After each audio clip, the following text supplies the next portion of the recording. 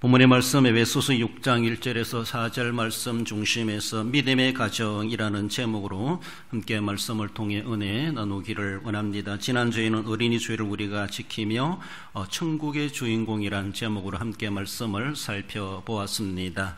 어린아이와 같아야 된다. 우리 주님이 강조해 주신 것처럼 어쩌면 우리는 정말로 한 어린아이지만 사소하고 그리고 무시될 어린아이랄지라도 결코 그들을 우리가 무시해서는 안 된다. 인정해야 되고 그들의 존재, 가치를 하나님이 귀하게 여기고 계시다라는 것을 우리는 생각해야 될 것을 살펴보았습니다. 우리도 세상 나가서 세상 말로 별 볼 것 없는 사람 같지만은 하나님 우리 한 사람 한 사람을 너무나도 귀하게 여기고 계시다는 것에 대해서 우리는 영적 자부심을 가지고 주님 앞에 또한 세상에서도 기죽지 아니하고 당당하게 살아갈 수 있어야 할 것입니다. 그 어린 아이지만 그러나 그들은 환영받을 사람이 되어야 된다라고 말씀해 주시는 것처럼 뿐만 아니라 그 어린아이들은 육체적으로도 성장하는 것처럼 늘 우리는 발전적이고 비전을 가지고 성장해가는 그런 삶, 하나님 나라에 합당한 삶, 천국의 주인공다운 그런 삶은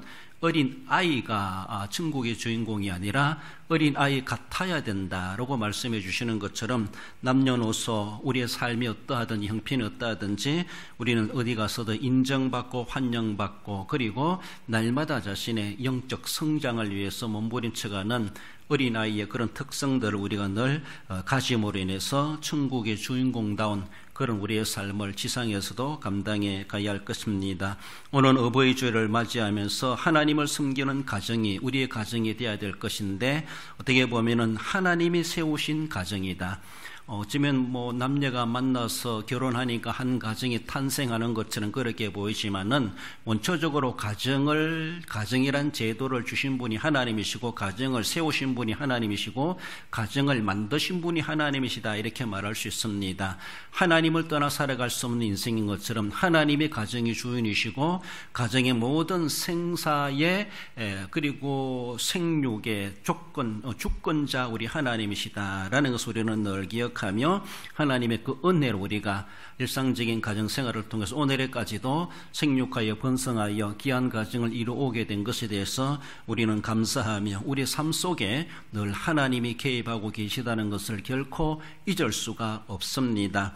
우리는 믿음의 가정이라는 제가 주시는 말씀 하나님만 섬기는 가정이 되어야 되는데 하나님만 섬기는 가정은 어떤 가정인가라는 것을 살펴봅니다.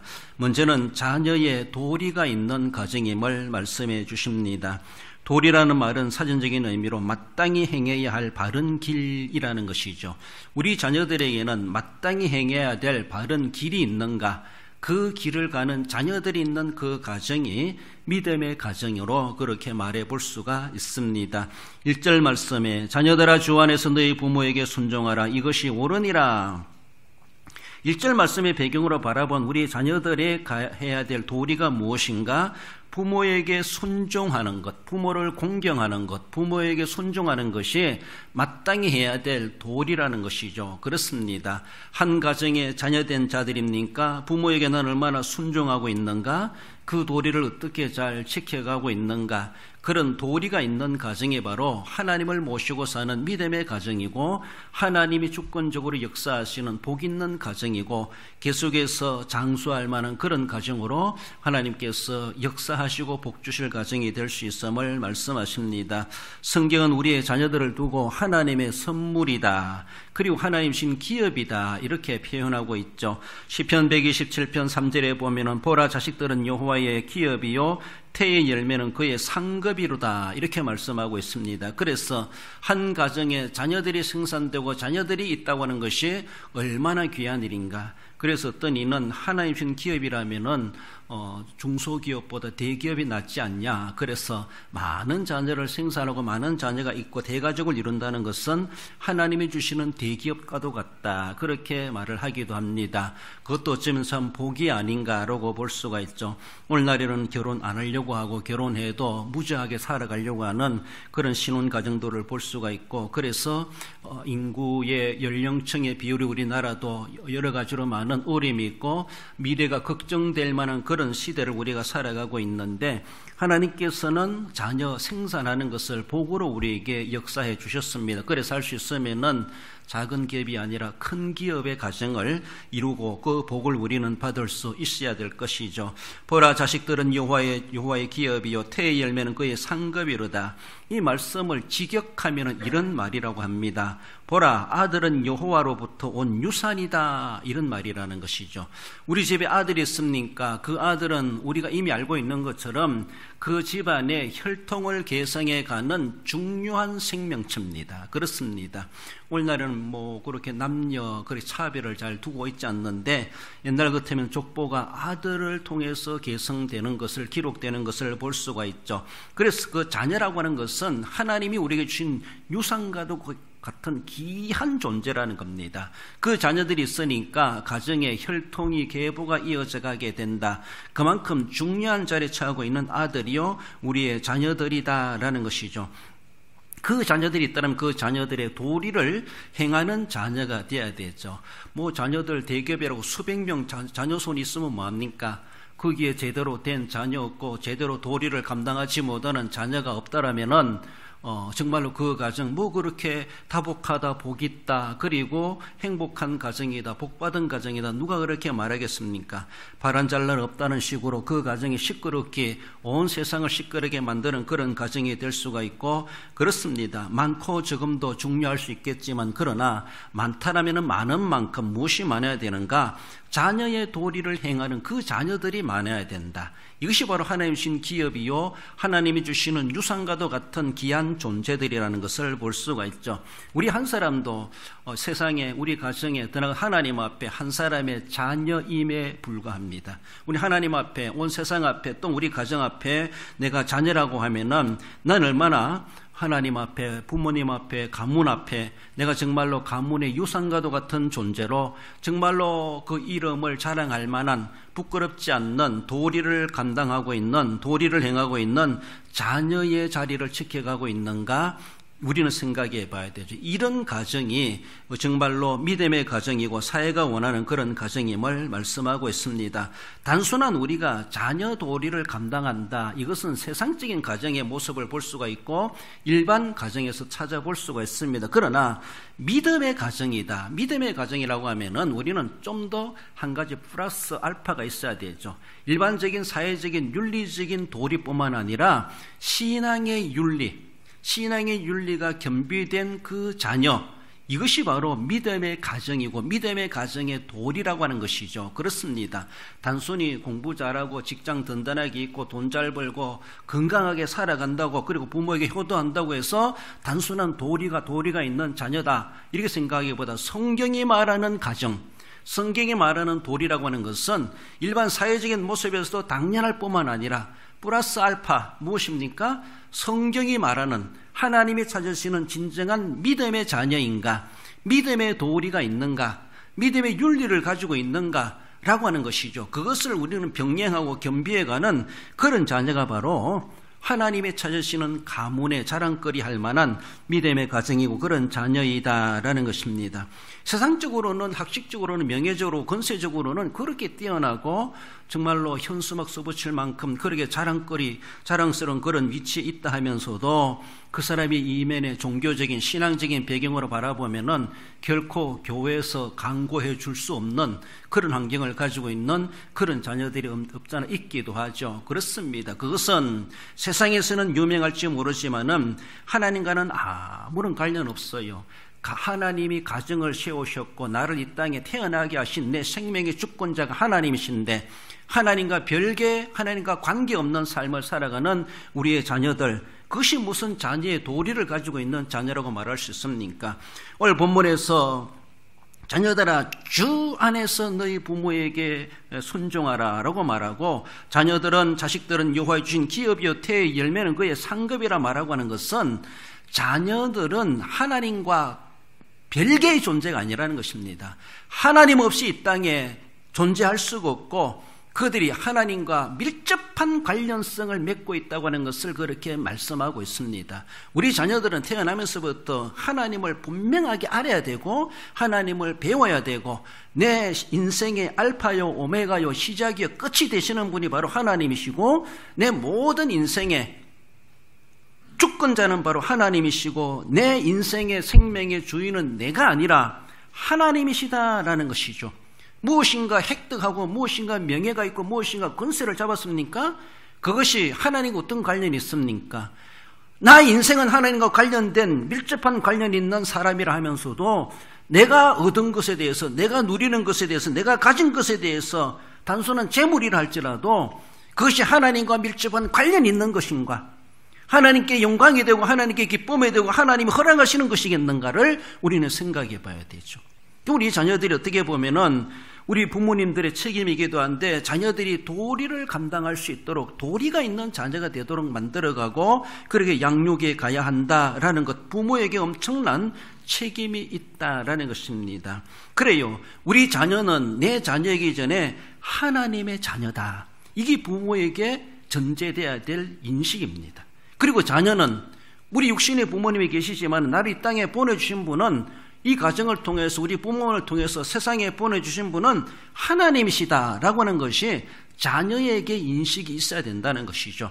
그래서 부모가 생각하는 것, 자녀가 생각하는 모든 것이 하나님과는 별개의 존재가 아니라는 것이죠. 하나님과의 깊은 관련되어 있고 부모와는 떨어질 수 있을지 모르지만은 하나님과는 분리될 수가 없는 존재라는 것에 대해서 우리 자신도 생각해야 되고 우리 자녀도 그렇게 인식 심어줘야 되고 그 도리를, 그 관계성을, 자신의 뿌리가 무엇인지 그것을 분명하게 가르쳐주고 깨우쳐줘야 한다는 것이죠. 우리도 그렇게 우리 어르신분들도 그렇게 태어났고 그래 삶을 살아왔고 우리 자녀들도 하나님이 주신 유산과도 같은 존재로서 그 자녀들을 어떻게 도리가 있는 아이들로 길러가야 될 것인가, 그 책임이 우리에게 분명하게 있다라는 것입니다. 전에도 말씀드렸지만 우리 주일학생들, 우리 자녀들을 두고 저는 그런 기도해 왔습니다. 우리 하나님, 우리 자녀들, 우리 주일학생들 예의 바르고 실력 있고 그리고 믿음 좋은 아이들이 되게 해 주시옵소서. 뭐 다른 말도 더 많이 꾸며줄 수 있고 조건을 말해볼 수가 있지만은 적어도 저 생각은 그런 생각이 들었어요. 우리 교회 주일학생들, 우리의 자녀들, 여기서 자란 우리 아이들이 하나님 예의 바르게 자라나게 해주시옵소서. 예의가 무엇인지를 알게 해주시옵소서. 그들이 몸담고 있는 그들의 전공 분야에서 실력 있는 사람 되게 해주시옵소서. 뿐만 아니라 믿음 좋은 사람 되게 해주시옵소서. 이러면은 팔방미인과도 같이 세상에서도 하나님께도 쓰임받는 그런 최소한의 조건이 아니겠는가, 그런 생각이 듭니다. 실력이 있고 믿음이 있다 하면서도 인간적으로 무례하게 예의가 없는 그런 모습은 있을 수가 없습니다. 이런 어쩌면 세 가지 조건들이 겸비된 그런 우리의 자녀들, 인성과 영성이 겸비된 그런 자녀들이라면 얼마나 좋겠는가. 그래요. 세상 나가서도 도리 있는 아이로 인정되어지고 교계에서도, 교회 안에서도 그렇게 도리가 있는 믿음의 도리를 가진 자녀라고 인정되어지고 하나님께 영광 돌리시는 그런 자녀가 된다는 것이 얼마나 귀한 일인가. 잠언 22장 6절에서는 마땅히 행할 길을 아이에게 가르치라. 우리 아이들에게 마땅히 행할 길이 무엇이겠는가. 예의를 가르치고 지식을 가르치고 실력 있게 키우고 그리고 믿음을 가르쳐야 되죠. 믿음을 가르쳐야 되죠.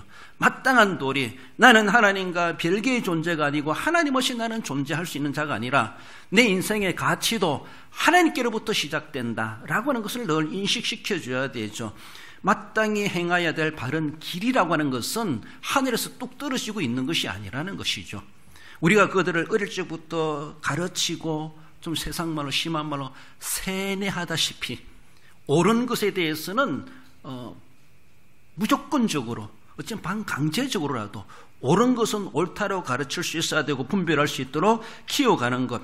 그래서 그들로 하여금 그 도리가 무엇인가, 예의가 무엇인가, 믿음이 무엇인가, 나란 존재가 어떤 하나님과의 관계, 부모와의 관계, 어떤 관계인가를 정말로 밀접한 연관성이 있다는 것을 우리는 깨우치고 마땅히 행할 길을 그들에게 가르쳤을 때 나이 들어 늙어서도 떠나지 않는 그런 인식과 인생관을 가지게 될 것을 말씀합니다.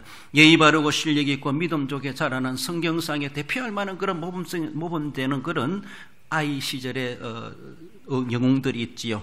사무엘을 봅니다. 사무엘상 2장 26절에 보면은 점점 자라매 여호와와 사람들에게 은총을 더욱 받더라고 말하고 있습니다. 사무엘같이 예의 바르고 실력 있고 믿음 좋은 사람이 어디 있겠는가라고 할 만큼 사무엘은 태어나면서부터 죽는 끝까지 일대기가 기록되는 것을 몇 안 되는 사람 중에 한 사람으로 소개되고 있습니다. 세례요한도 마찬가지죠. 누가복음 1장 80절에 보면 아이가 자라며 심령이 강화해지며, 아이가 자라나면서 심령이 강화해졌다.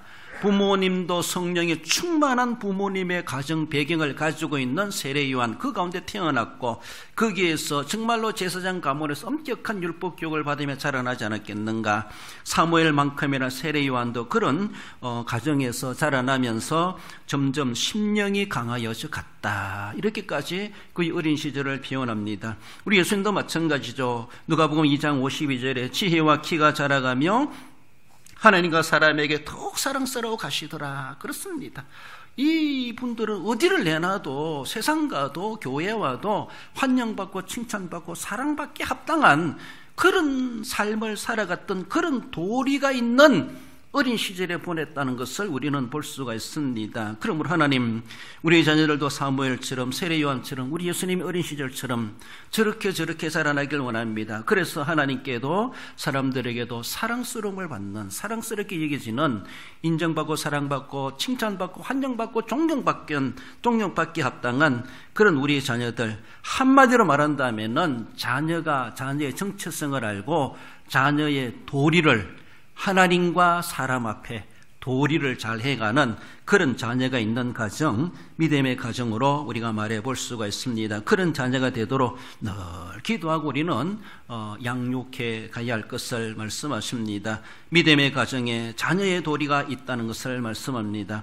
하나님만 섬기는 믿음의 가정, 어떤 가정입니까? 계명이 있는 가정임을 말씀합니다. 2절 3절에 내 아버지와 어머니를 공경하라. 이것은 약속이 있는 첫 계명이니 이로써 내가 잘되고 땅에서 장수하리라. 약속 있는 계명이 있다. 약속이 있다는 거예요. 단순한 계명이 아니라 약속이 있는 계명이라는 것이죠. 우리에게 약속이 있는 계명을 하나님께서는 각 가정마다 다 주셨어요. 우리 가정에는 없는데 아니에요. 가정이란 이름을 가지고 있습니까? 결혼을 했습니까? 그 가정에 자녀가 있습니까? 어른 자녀가 있습니까? 부자 관계가 있습니까? 거기에도 약속이 있는 첫 계명이 이미 다 하달되어 있습니다. 다 주어졌습니다. 다 선물로 주어졌습니다. 하나님의 약속이 이미 거기에 담겨져 있습니다. 결혼할 때부터 이미 시작됐다고 볼 수가 있어요. 약속 있는 첫 계명, 계명이라는 말은 사전적인 의미로 꼭 지키도록 요구되는 규정이다, 이렇게 말해요. 꼭 지켜야 되도록 요구되는 규정, 이건 지켜야 된다는 하나의 법이라는 것이죠. 그래요. 우리가 쉽게 말하면 십계명이 있다, 이렇게 말을 할 수가 있죠. 이걸 조금 우리의 가정으로 돌려 말한다면 가훈이라는 말을 할 수, 가훈이 무엇인가? 조상 대대로 그 집안의 자손들에게 도덕적인 실천 기준으로 가르치는 교훈이다, 이래요. 그래서 학교에는 뭐 교훈이 있고 급훈이 있고 가정엔 가훈이 있고 이렇게 말하는 것처럼 여러분들의 가정에 뭐 가훈이 있습니까? 액자에 딱 써가지고 늘 보고 들어가며 나가면서 그것을 보면서 우리 머리에 기록되고 세뇌되게 하는 그것도 필요하지 않겠는가 싶습니다.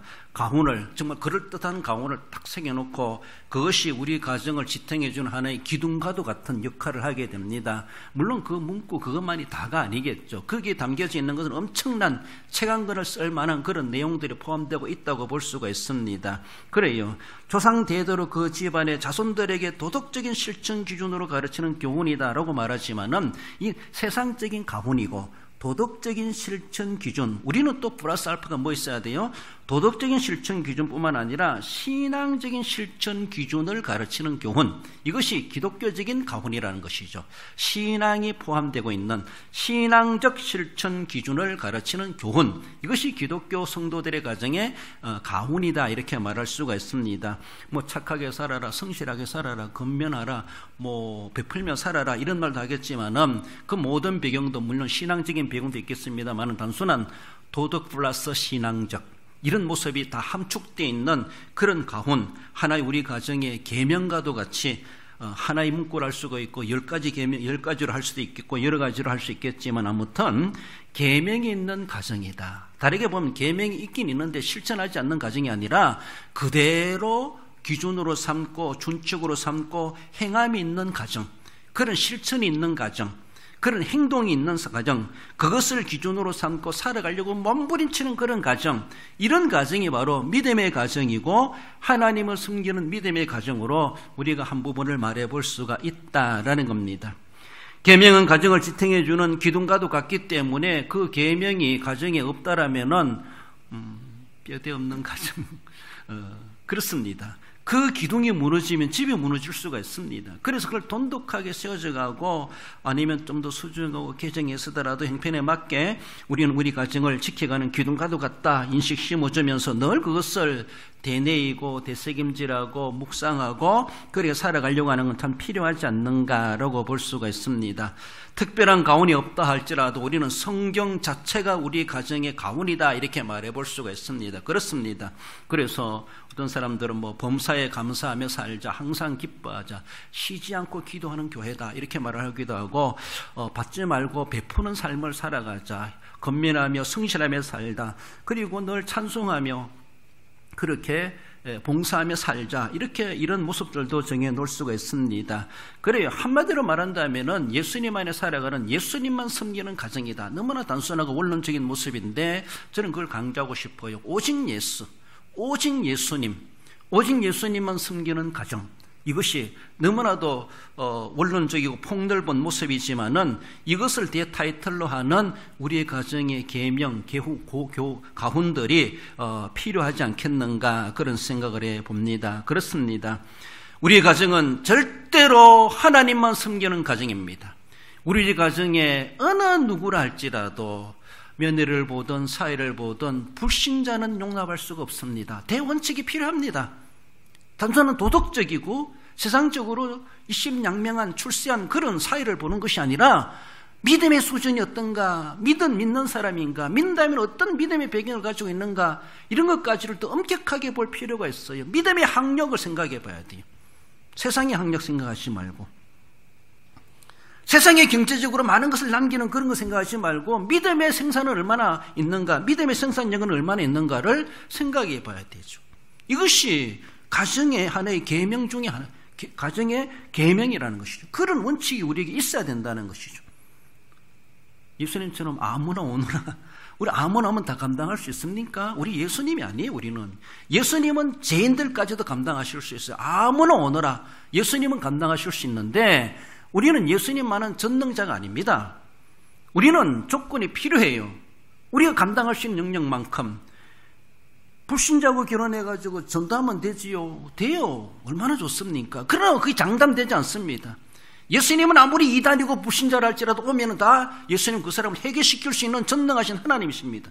그러니까 누구든지 오너라고 말씀하고 있습니다. 그럼 우리는 누구든지 온다고 해서 우리가 감당해낼 수 있습니까? 도리어 우리가 당합니다. 그렇기 때문에 애시당초 죄는 피하라고 말하지 않습니까? 우리는 그런 원칙이 없고 계명이 없고 세상 말로 뼈대가 없다 보니까 중구난방, 우왕좌왕, 기준도 없는, 뼈대도 없는 그런 우리의 가정, 기둥이 없는 그런 가정, 그런 모습이 있지 아니한가. 오직 우리는 예수 그리스도, 대원칙, 오직 예수, 오직 예수님. 예수님은 창조주이시요 구속의 주이시고 인생의 역사의 알파와 오메가, 내 생명의 시작이요 내 생명의 끝이신 분이 바로 예수님이시다. 이 고백, 이 자세, 이것이 우리 가정의 중요한 뼈대라는 것이죠. 이것이 세워지지 않고 다른 어떤 거 세워놓은 분들 그저 썩은 숟갈에 세워놓은 거나 똑같아요. 그거는 무너지기 일쑤입니다. 환경에 따르면 다 무너집니다. 그거는 불이 지나가면 다 타버린다 그러죠. 그래요. 오직 예수님만이 나의 구세주이십니다. 예수님만 믿음으로 구원받습니다. 그 믿음으로 구원받고 믿음으로 하나님을 기쁘시게 하고 믿음으로 기도할 때 응답되고 믿음으로 드리는 예배가 연락되는 것이고 믿음으로 섬기는 것이 하나님 앞에 상급이 되는 겁니다. 예수님을 믿음으로, 예수님 믿지 않고 아무리 선행을 하고 법없이 살아간다 할지라도 우리 하나님 앞에는 아무 소용이 없어요. 하늘나라 아무런 흔적도 없어요. 그거는 기록되지 않는 도리어 하나님을 기쁘시게 하지 못하는 그런 일이 될 수가 있습니다. 하나님이 원하시는 것은 먼저 나부터 인정해라. 하나님과 내가 어떤 관련이 맺고 있는가를 먼저 인식하고 거기서부터 모든 도덕적인 실천 기준이 필요한 것입니다.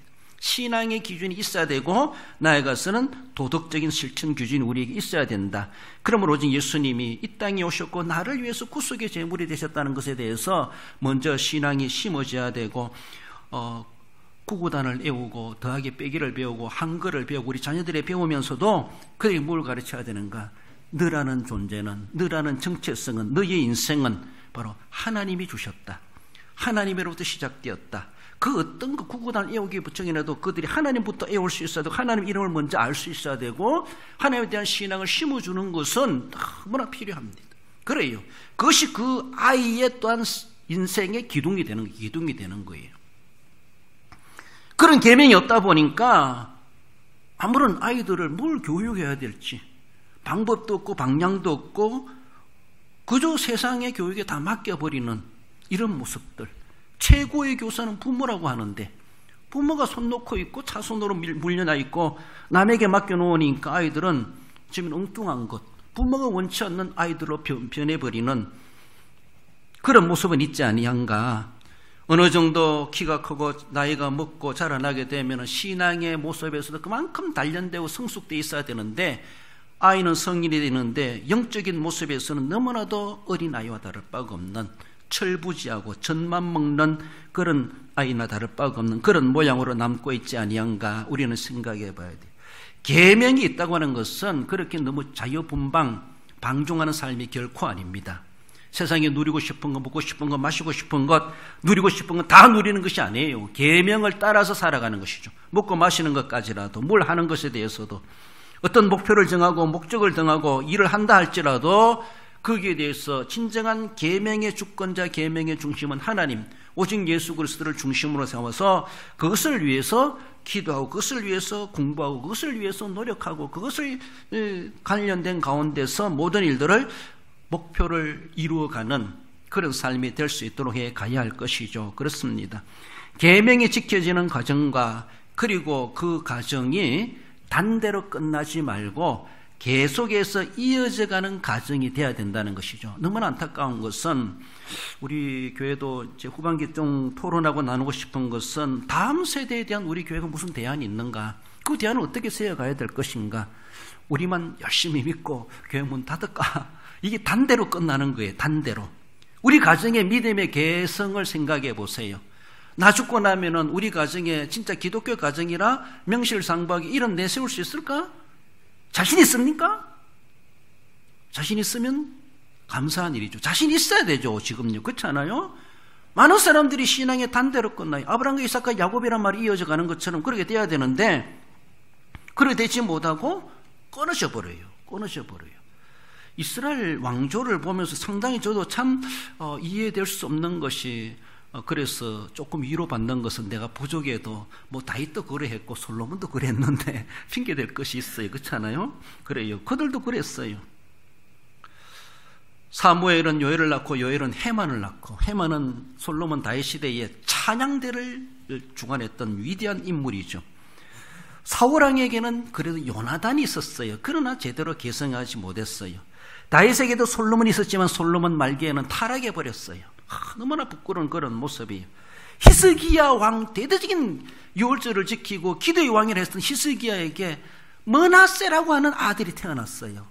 가장 악하다고 하는 왕. 므낫세 때문에 유다 나라가 망하게 되는 하나님의 절대적인 결정 조건이 되지 않습니까? 히스기야에게 그런 아들이 있어요. 어쩌면 히스기야의 기도가 단대로 끝나버렸어.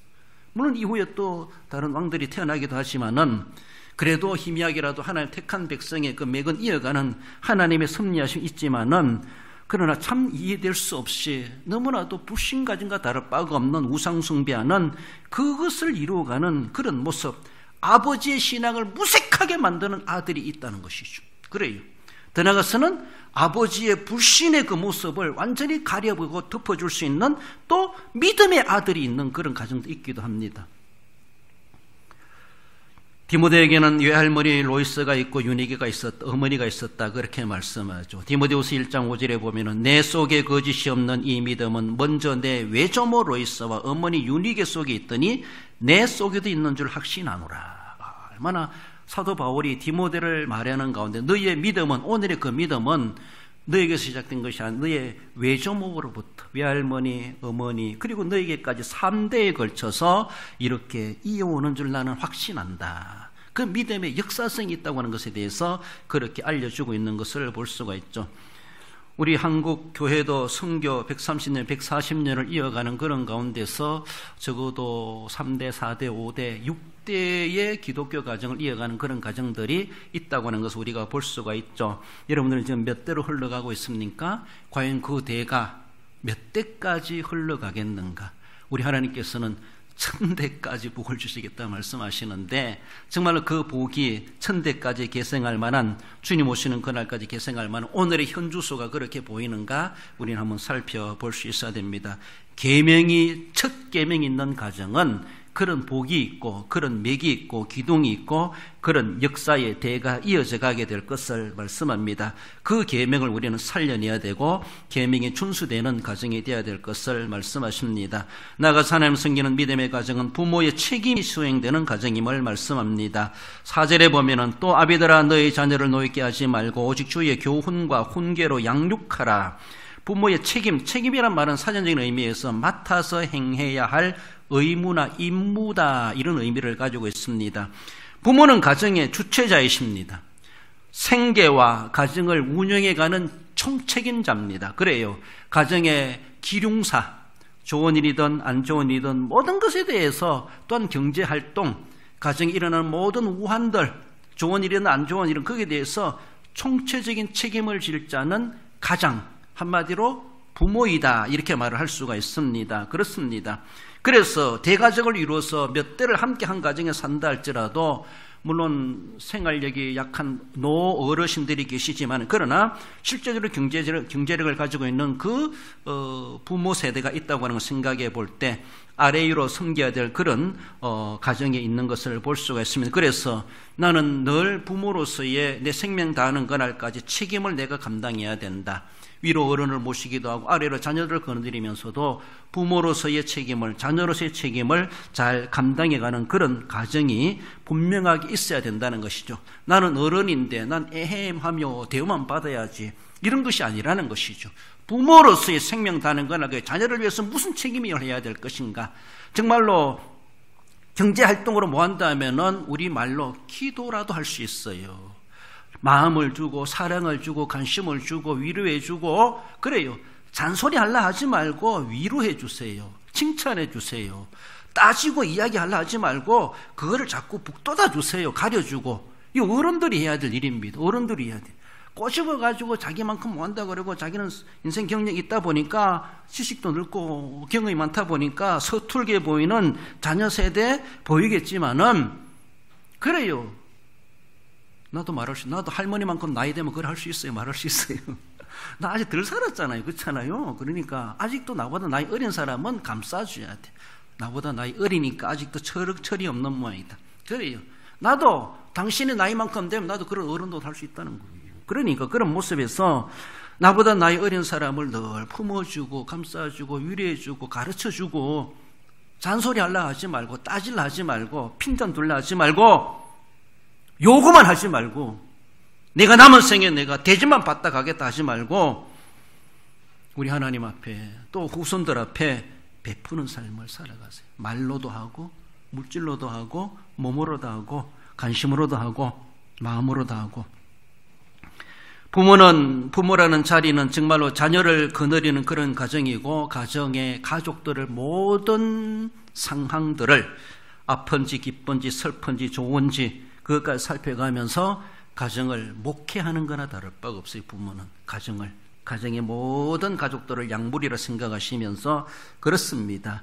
자녀가 도리를 다하고 있는가, 자녀가 자녀다운가, 가정에 약속 있는 계명이 숨쉬고 있는가, 우리 가정에 약속 있는 첫 계명이 살아있는가, 그것이 이미 없어진 지 오래됐는가, 빨리 회복해야 되죠.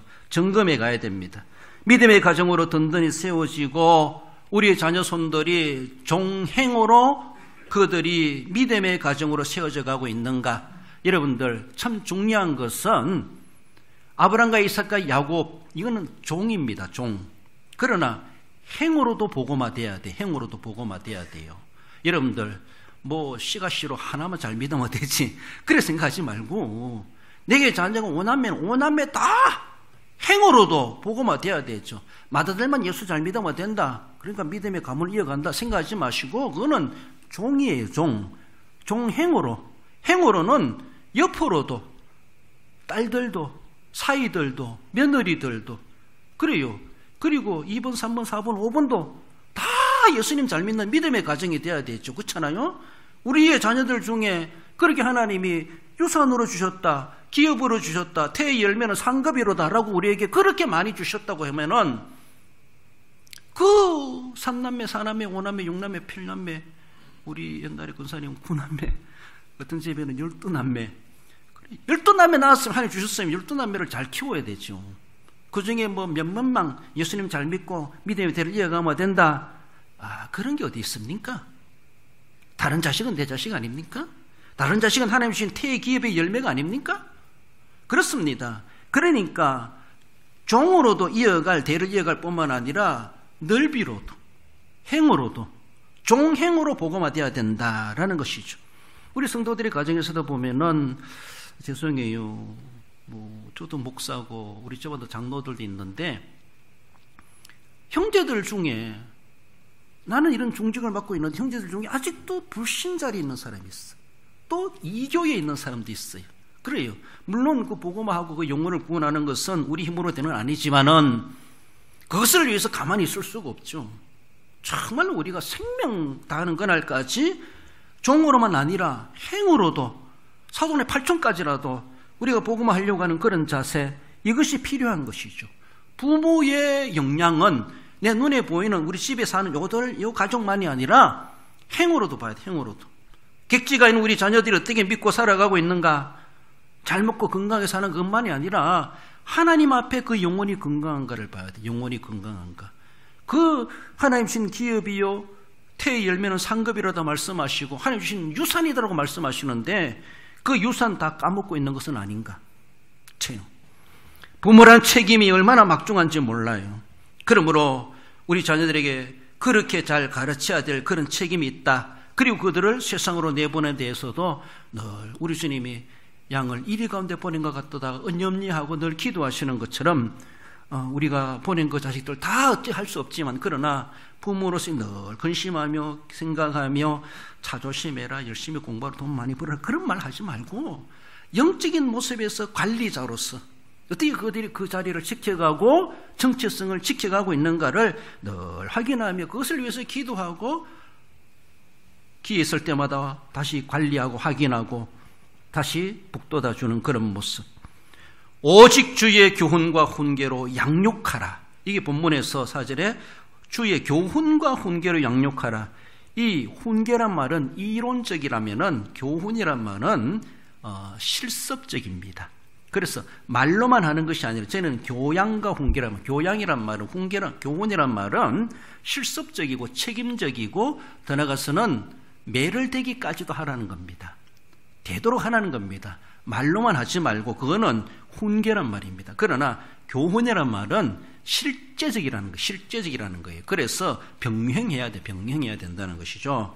그러므로 이론만 아니라 실제적인 훈육을 하라고 우리에게 말씀해 주시는 것이 오직 주의 교훈과 훈계로, 내 교훈이 아니고 내 훈계가 아니고 세상의 단순한 도덕 윤리가 아니라 주님의 교훈, 주님이 그를 키우고 주님이 그를 가르치고 주님이 그에게 징계하는 것처럼, 주님이 책망하는 것처럼 주님의 심정을 가지고 우리 자녀들을 양육해야 될, 가정을 관리하고 다스려야 될 부모의 책임이 막중하다라고 하는 것을 말씀하십니다. 믿음의 전통이 단대로만 끝나지 않고, 그리고 종과 행으로 개성되도록 제반 본을 보이고, 그리고 그들이 나를 따르라 할 만큼 따를 수 있도록 주님 안에서 그들을 본을 보이고 그들을 이끌어가야 할 것을 그렇게 말씀하십니다. 부모는 하나님의 대리자로 세워졌다는 것을 늘 기억하며 나는 하나님을 대신하는 자이다. 이런 가장의 의미, 부모의 의미를 가지시고 그 권위를 지켜가고, 그래서 가정의 질서가 있고 부모의 책임이 있는 그런 우리의 가정들이 되어야 할 것입니다. 자녀의 도리가 있고 계명이 있고 부모의 책임이 이행되는 그런 가정을 우리 하나님 그토록 원하신다라는 것입니다. 우리 잠언 1장 8, 9절 읽어봅시다. 내 아들아 내 아비의 훈계를 들으며 내 어미의 법을 떠나지 말라. 이는 내 머리에 아름다운 관이요 내 목에 금사슬이니라. 할렐루야. 그렇습니다. 우리 자녀를 위해서 우리 자녀 잘 되길 원합니다 라고 하면서도 아비의 훈계나 어미의 법은 안 가르쳐줘. 그것이 비결인데, 그렇잖아요? 이것이 옳으니라. 땅에서 장수한다. 오늘 본문의 말씀 주시는데 순종은 안 가르치고 공경은 안 가르치면서 아이가 건강하고 입신양면하고 잘 되기를 바래. 비결은 안 알려주면서. 그래요. 우리 하나님은 너 잘 되기를 바라지 말고 아이에게 순종을 가르치고 공경을 가르치고 훈계할 줄 알고 법을 가르쳐라. 이거로 지금 그걸 그거 이행하면은 내 머리에 아름다운 관이요 내 목에 금사슬이니라. 하나님이 자동으로 되게 되어 있습니다. 그래요. 그렇게 하나님이 복 주시기만 약속하고 계시는데, 그러니까 우리는 아비의 훈계가 있고 어미의 법이 있는가 우리는 생각해 보며, 그래서 믿음의 가정으로 부모의 도리를 감당함으로 주님 앞에 서섰을 때도 칭찬받겠다는 우리의 모습이 되어야 할 것입니다. 말씀을 맺습니다. 우리 성도 여러분, 믿음의 가정은 자녀의 도리를 다하는 가정임을 말씀하고 있습니다.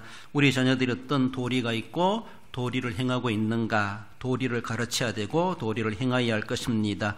약속이 있는 계명이 숨쉬는 가정이라는 것이죠. 하나님의 약속하신 그 가정, 그 계명이 살아있는가, 그저 형식으로만 액자에만 걸려있는 것은 아닌가 우리는 생각해 보며 활동적이고 생명력 있는 숨쉬는, 그것이 숨쉬는 가정이 되어야 할 것입니다. 부모님의 책임을 다하는 가정, 부모로서의 무책임하게 나도 모르겠다 생각하지 마시고 나는 하나님을 대리하는 이 가정의 책임자이다. 이런 권위와 이런 의미를 가지고 자부심을 가지고 가정을 잘 관리하고 다스려 가야 할 것입니다. 하나님이 복 주시는 믿음의 가정으로 든든히 세워주셔서 하나님이 정말로 머리 아름다운 관이요 목에 금사슬을 채워주시기 합당한 그 복된 삶을, 그 복을 누려 살아가시는 우리 모든 성도 여러분들과 여러분들 가정 되시기를 주님의 이름으로 축원드립니다.